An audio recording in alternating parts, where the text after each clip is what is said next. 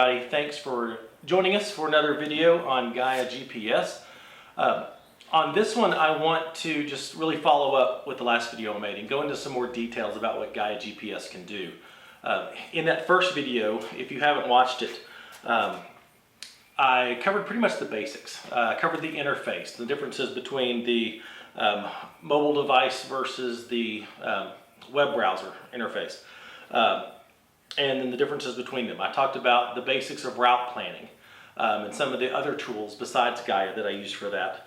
And then how to download maps for offline use and the layers that I like to use and how to organize your layers tab. Today I want to go into a little more detail about some more advanced features that Gaia has that I think will really help, that I really love. So today I want to talk about folders and how to use those to help organize your trips. I want to talk about saved items and how to find them really quick and what you can do with that section of the web interface. I want to talk about public tracks and how to find those. I get asked that question a lot. I see a lot of questions online about where do I find routes in various places. So Gaia actually has something for that. And finally, I want to show you on the mobile devices the wealth of information that it can give you when you're out on a trip, and the type of stuff that it's tracking and the type of information that it can show you when you're out on a trip, when you're recording a track, that sort of thing. So anyway, that's the plan. We'll dig right in. So let's talk about folders and how to organize all of your routes, tracks, and waypoints. I've got my web browser opened here, and what I'm going to do here is create a short trip made of multiple routes and maybe a couple waypoints, and then show you how to organize that into a folder for easily toggling it on and off, or easily sharing with other people, that sort of thing. So let me do that real quick. I'm going to go over here to create route. I am in, let's see, my map here is currently in Colorado, around the Taylor Lake area. This is part of an upcoming trip through Colorado that we've got at the end of July. So I'm going to go here and create route. I want to select driving for that. Now I'm just going to do this loop. And this is purely for example purposes, because this would never be broken up into multiple segments like I'm going to, but this is just for example. So I'm going to go here, and let's say I want the first segment, see if that follows, it does. The first segment, we're going to go just up here to this lake, and boom, there's segment 1. I've got it color coded. We're going to save that. I'm going to name this sample 1. That color's fine. And then I'm done. And then I'm going to create another one, and we're going to start where that one left off. Let me change to driving. And then we're going to go up over here to this intersection here, and we'll just call that done. Save. We're going to give that a name for sample 2. Oops, 2. That color's fine. Zoom out a little bit. And then we're going to follow this track over here to get back to the main trail that we started from over here. Alright, we'll save that. Since that orange color is the same as the first one, I'm going to give that a different one. We'll label that blue. Call this sample 3. And then done. Let's just add a waypoint here. Just for the example, we'll put that waypoint here by the lake.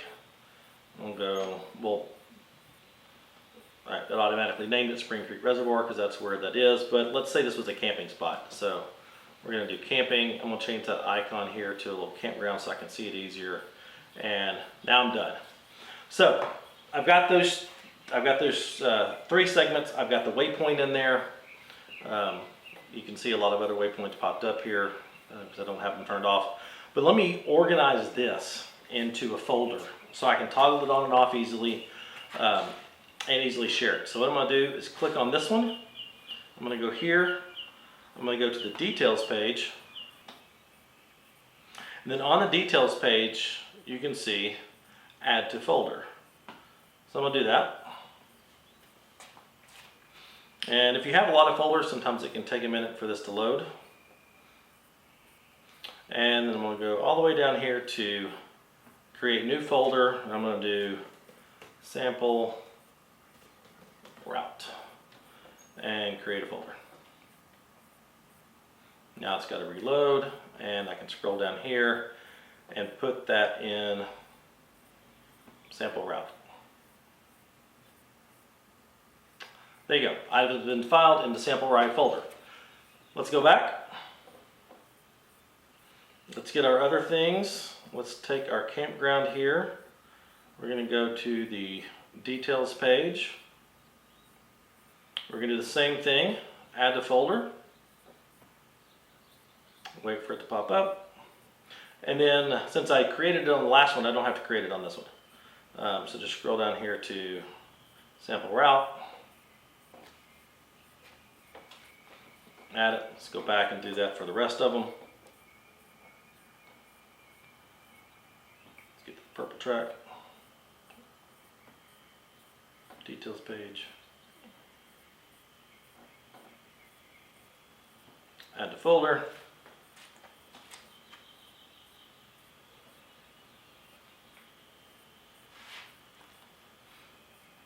And then one more time for the last one. Just click on it. Go to the details page.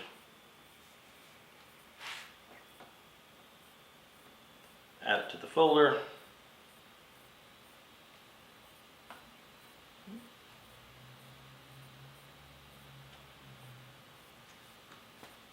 There we go, done. Now what I want to do is go up here to my name, to my account listing here, and I want to go to the folders tab. So here we are in our folders tab. You can see I've got a lot of folders in here, but let's click on the sample route folder.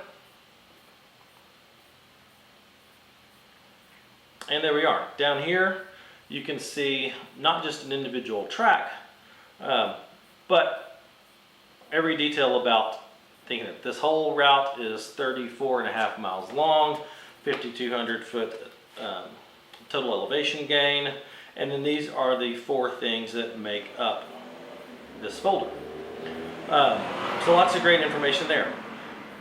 Now, say I've got other friends coming on this trip with me, I want to share this information with them. Since I've got it in a folder, I don't have to download 4 different tracks or routes and send them 4 separate files. All I have to do here is go to data, download data GPX file, and now I can send the whole folder and all that information that's bundled up in that to them, and they don't have to deal with a bunch of different downloads. So let's talk about this button right here. It says Manage Saved Waypoints, Routes, Tracks, and Folders. This is a great way to quickly find things that you've already got. So let's, since I'm in Colorado, let's say I want to find my route for my track for Engineer Pass in that area. So all I have to do is go in here and it shows up I've got a waypoint for Engineer Pass and I've got my track for Engineer Pass. I can click on it and boom, it takes me right there. And then here's my track. And then the other thing you can do here is, I showed in the last video how you can toggle all of your routes, all of your tracks, all of your waypoints on and off. You can actually do that here. So let's say I don't want Engineer Pass, let's say I don't want this to be visible. Well, I can just simply go right here and boom, it's gone. I can click on this eyeball and make that icon disappear. So now it's not on my map. If I want to see that again, I've got to come back here and toggle that on and off. There is another way to do this. If you go here and click on the route, if you go down here to more, right here you can click Hide on Map if for some reason you don't want that to be visible. And you can see it actually changed here as well. So I want that to come back on. So the saved items section is a great way to find things that you've already got. So let's say I want to only find my my routes. Well, there it is. Let's say I only want to show visible items. Well, I don't have any visible items because I've got it hidden. Let's say I only want to show the hidden items. So anyway, I think you get the point. So it's a great way to do this. You can also sort it by the time it created, when it was uploaded, by the title, and then ascending and descending. So now I have everything selected. I can change and sort it by title and ascending. And so, as you can see, I've got a ton of things. The real power in this comes in actually naming your things. If you're lazy and like I was early on, or if you record a track and you just leave the default title for it, which I think is maybe the date that you recorded it, it's going to make it a little harder. You can see I've got 2016, this track, 2015. I don't actually know what that is. So it would have helped if I had actually named these. So let me encourage you, if you're starting out fresh, name all your stuff. Makes it much more useful. So that's real quick on this saved items button. I think it comes in really handy if you want to search for something, or you're trying to find something that you can't. Let's talk about finding public tracks. I see a lot of people ask in various social media groups, how do I find tracks in this area? Hey, does anyone have any routes in this area? What are some great resources? Gaia actually has public tracks built in. Now this is completely up to the user if they want their tracks shared publicly or not. But let me show you how that works. All right, so I'm back over here in the Taylor Park area of Colorado, and here's Taylor Park Reservoir. So I want to see what other tracks are around here. And what I can do is go here to my Layers tab, click on Map Overlays, and then this little toggle right here, Public Tracks. Watch what happens. Boom. All of these green lines are other tracks. You can hover over it and it gives you a little detail of where it might go. All right, so let's just click on a few of these and see what we get. Let's go a little short one here. I know it's Union Canyon. It's a whopping 3 miles long. Let's see the details of that by clicking on that link. We know it was created by Trench Digger 82. And I can actually click on this and see other things shared by Trench Digger 82. But it's just this little spot here. Down here we can see the stats. We get it's 3.2 miles. Took them 50 minutes. Average pace of 25 minutes per mile. Took 1 hour and 20 minutes. Had 30-minute stop time. Average moving speed is 2.4 miles an hour. So that tells me that's the one thing that you're going to get kind of hit and miss with using the public tracks is you're not going to know if it's if maybe that was a hiking trail or a vehicle trail until you kind of dig into some of it. And the fact that the average speed here is 2.4 miles an hour, I'm guessing this is probably a hiking trail. And unfortunately, this little icon right here doesn't change depending. So let's click on another one.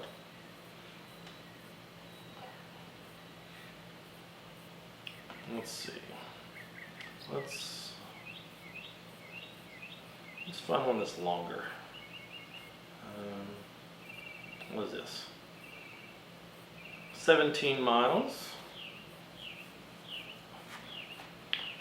This was recorded on an iPhone 6 by whoever that is, D. Nikoloff, 13. 17 miles, took 8 hours, average speed of 2 miles an hour. Yeah, that's probably another hiking trail. I'm gonna guess. Let's try another one. Let's see what we can find. Oh, too much. Let's see what this one is. CO3 Lake City to Buena Vista.